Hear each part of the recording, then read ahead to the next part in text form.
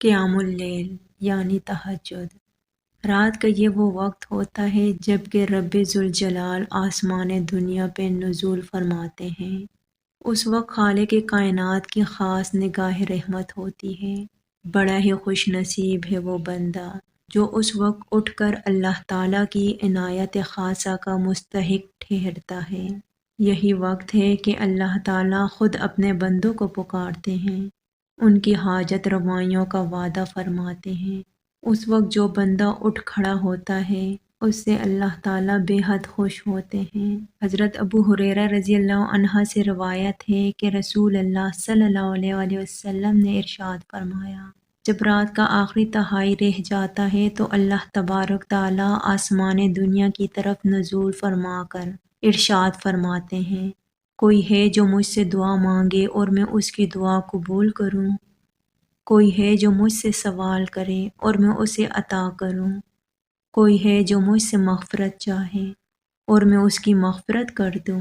حضرت علی رضی اللہ عنہ سے روایت ہے کہ رسول اللہ صلی اللہ علیہ وآلہ وسلم نے فرمایا، جنت میں ایسے بالاخانے ہیں جن کا اندرونی حصہ باہر سے اور بیرونی حصہ اندر سے نظر آتا ہے۔ تو ایک اعرابی کھڑا ہوا اور عرض کرنے لگا، اے اللہ کے رسول صلی اللہ علیہ وآلہ وسلم، یہ بالاخانے کن لوگوں کے لیے ہوں گے؟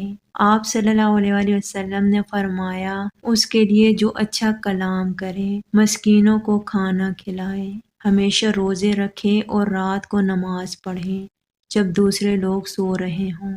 حضرت ابو ہریرہ رضی اللہ عنہ سے روایت ہے کہ حضرت محمد صلی اللہ علیہ وآلہ وسلم نے ارشاد فرمایا، فرض نمازوں کے بعد سب سے افضل نماز تہجد کی نماز ہے۔ تہجد کی نماز کی نیت ہو یا کوئی اور نفل نماز کی نیت ہو، سب کا طریقہ ایک جیسا ہے۔ تہجد کی نماز کی نیت کے لیے زبان سے الفاظ ادا کرنا ضروری نہیں، بس دل میں یہ نیت کافی ہے کہ میں نماز تہجد ادا کر رہی ہوں۔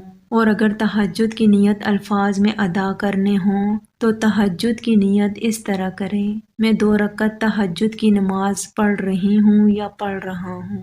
نیز اگر رات کو صرف نفل نماز کی نیت سے نماز پڑھے گا تب بھی تہجد کی نماز ادا ہو جائے گی۔ آپ صلی اللہ علیہ وآلہ وسلم کی عادت مبارکہ تہجد کی رکعات کے بارے میں مختلف تھی، 4، 6، 8، 10 رکعات تک بھی منقول ہیں۔ حضرت عبداللہ بن قیس کہتے ہیں کہ میں نے حضرت عائشہ رضی اللہ عنہا سے پوچھا کہ آپ صلی اللہ علیہ وآلہ وسلم کتنی رکعتوں کے ساتھ وتر پڑھتے تھے؟ تو آپ رضی اللہ عنہا نے جواب دیا، 4 اور 3 کے ساتھ، 6 اور 3 کے ساتھ، 8 اور 3 کے ساتھ۔ آپ کی وتر مع تہجد کی رکعتیں نہ 13 سے زیادہ ہوتی تھی اور نہ 7 سے کم۔ آپ بھی اسی طرح پڑھ سکتے ہیں۔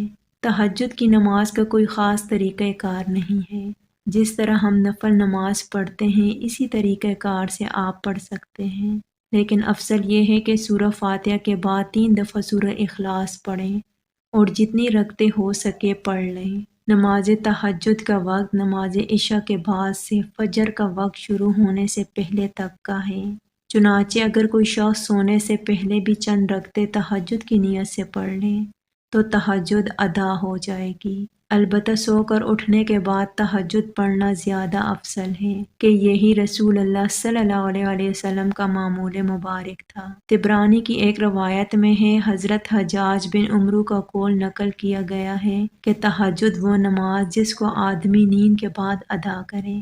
فقہا نے لکھا ہے کہ جس شخص کا معمول آدھی رات سونے اور آدھی رات عبادت کرنے کا ہو، اس کے لیے افضل طریقہ یہ ہے کہ رات کے آخری حصے میں نماز تہجد ادا کریں، مثلاً فجر کا وقت شروع ہونے سے گھنٹہ پون گھنٹہ پہلے۔